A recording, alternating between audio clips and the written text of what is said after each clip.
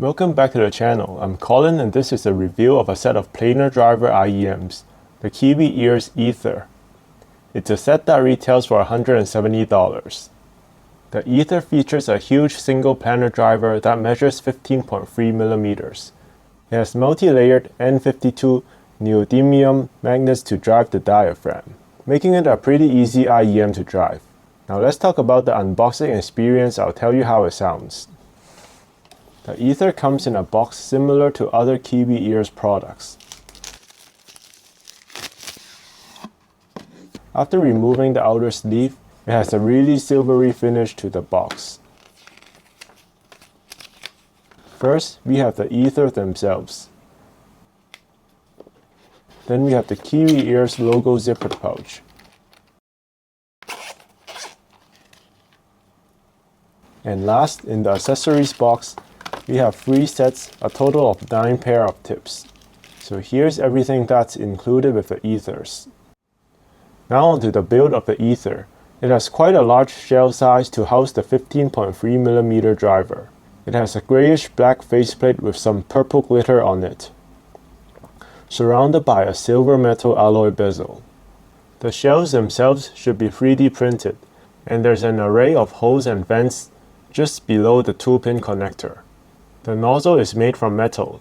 It looks the same as the one on the aerosol. Now onto fit and comfort. The fit of some Kiwi Ears IEMs seem to be an ongoing issue that bothers me. Out of 4 Kiwi Ears IEMs I've tried, only the septet fit my ears with the stock tips. I think it's a specific problem with the angle of my ear canals. So I had to use foam tips when I tried the aerosol and Etude. The same issue occurred to me on the Aether, but I'm happy to report that I was finally able to achieve a good fit with these spin-fit W1 ear tips. I don't see this issue raised up often, so I guess it's more of a personal issue. But if you're having the same problem as I do, I would recommend you give the W1s a try. They are really expensive though, at $13 a pair. With the W1 tips, comfort is good despite the big shells. The Aether doesn't feel heavy at all. Isolation though is below average due to the vents, as they need to let in air for the huge drivers to move freely. It's able to block out some noise. It's not completely open, but I wouldn't recommend them for super noisy environments. The cable is fairly standard, coming terminated with a mini jack. It does the job, but it's fairly underwhelming to be honest. For the measurements, the Aether has a V-shaped tuning. Here you can see it overlaid onto the Harman curve.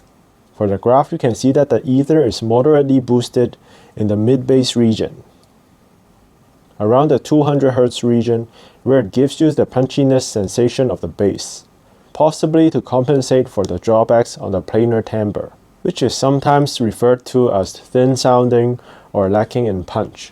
The lower mid-range all the way to the 2 to 3 kHz region follows the Harman tuning quite closely, which means that the vocal presence should sound slightly recessed or less intimate, at least according to the graph.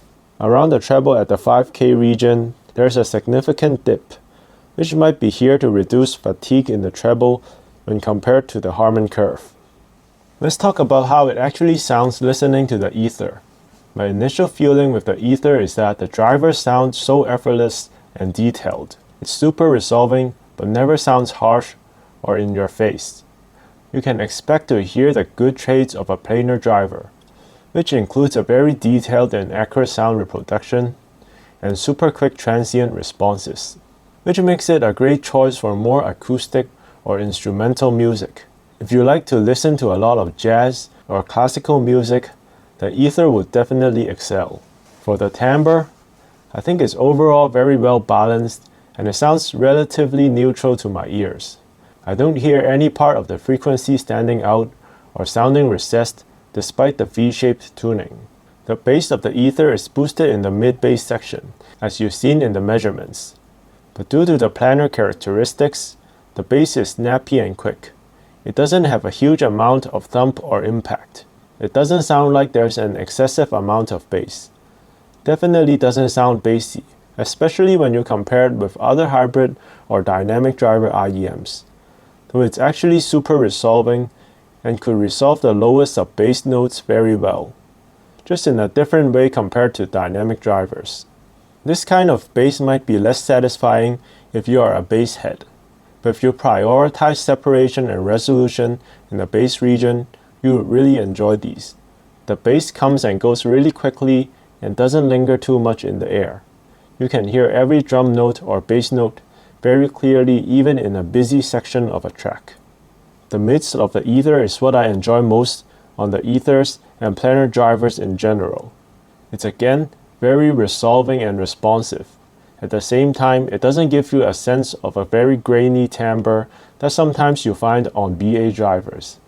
Yet it can deliver incredible details, especially micro details, like the sound of fingers sliding through the strings on an acoustic guitar for instance. These minute details are very well presented in the ether. For vocals, I think the positioning of the vocals are quite neutral. To me, they don't sound recessed. Male vocals sound neutral, but female vocals sound slightly brighter and a little more intimate sounding. That said, I think the best music that showcases the responsiveness and resolution of the ether are live recordings of real instruments, like the piano, guitar, cello, cymbals, etc. It's really able to make those instruments sound like they are actually playing in front of you. The fidelity and naturalness just makes it sound very realistic. The treble on the ether is very well controlled and tamed. I think the dip at the 4 to 5K region is a good decision in the tuning. The ether is already marginally bright in female vocals and has an overall more neutral and cleaner tonal balance. So the dip in the treble makes the ether less fatiguing and more suitable for long listening sessions. But I do still think the treble is still very resolving and detailed on the ether. It's just less forward and fatiguing. But the micro details are still clearly heard and the clarity throughout the overall frequency range is very high. The soundstage of the ether is impressively wide and open. It's definitely one of the widest that I have tried around this price. The depth is quite good too, though not as impressive as the width. The stereo imaging feels so wide that it seems that sounds are coming from a 90-degree angle from your head. Everything seems quite far away from you, and the stage is really big for an IEM. Though having a wide and open soundstage, the imaging is just okay. As opposed to pinpoint imaging, the ether sounds like the sound is coming from a small area in a large room. I do really like this kind of presentation for live recorded music, but it's just not that accurate perhaps if you plan to use these for gaming. Let's compare the $130 aerosol to the $170 ether. The aerosol is a 4BA and 1 dynamic driver IEM. The first thing I noticed switching between the two is that the aerosol is quite a bit more sensitive than the ether, so you would definitely get more volume on the aerosol on weaker sources. Comparing these, the sound of the aerosol immediately felt more confined and instruments and vocals all sounded more closed in. However, the imaging seemed pinpoint accurate on the aerosol, while on the ether, it felt like the sound was coming from a larger plane. The bass hits deeper and definitely moves you more on the aerosol as opposed to the planar bass of the ether.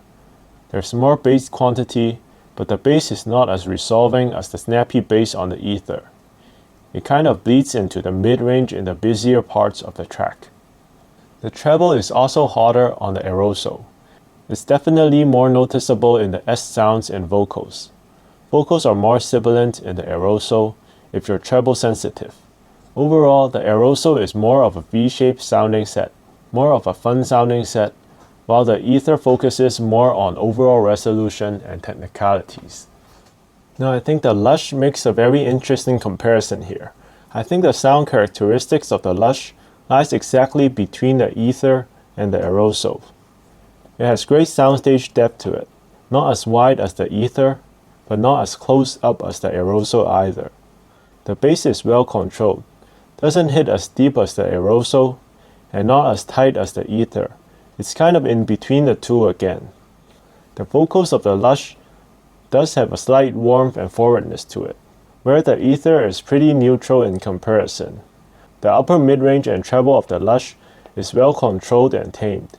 It's not as hot as the aerosol, it's actually similar to the more relaxed style of the Aether, but not as resolving. I think the strength of the Lush is how well balanced it sounds and how deep the stage is. I think the soundstage is very impressive on the Lush when I reviewed it previously, and now I still think it's very comparable to the Aether. There are definitely a few cons on the Aether, as it definitely isn't perfect. The first con to me is poor passive isolation. Personally, I only use IEMs most of the time when I'm on the go, so passive isolation is important to me. Second, it's a bit hard to drive compared to most other IEMs. It requires a little bit more of power, but if you have any type of dongle deck or player, it would be absolutely fine. Last, some people may find the bass of the Aether lacking punch or impact. The bass is actually resolving, detailed, and extends very low, but it lacks the punch of a dynamic driver due to its planar characteristics. So if you're a bass head, this might matter to you. So these are the cons that I think you should consider accordingly to your preference, and how much you weigh these characteristics in an IEM. In summary, I think the Aether is a super technical and resolving IEM, especially considering the price at $170. It beats a lot of similarly priced IEMs if you're looking for a detailed and resolving sound with an open soundstage. It has a relatively neutral tonality, and it really shines when you listen to detailed instrument recordings. If you're someone that listens to a lot of instrumental and classical stuff, or some well-recorded recordings, the Aether will surely surprise you in terms of its detailed reproduction and wide open soundstage. I would definitely recommend these if you're that someone. So this is the end of the review. Please let me know if you have any questions about the Aether. If you enjoyed this review, please like this video and subscribe to the channel if you haven't. Thank you for watching.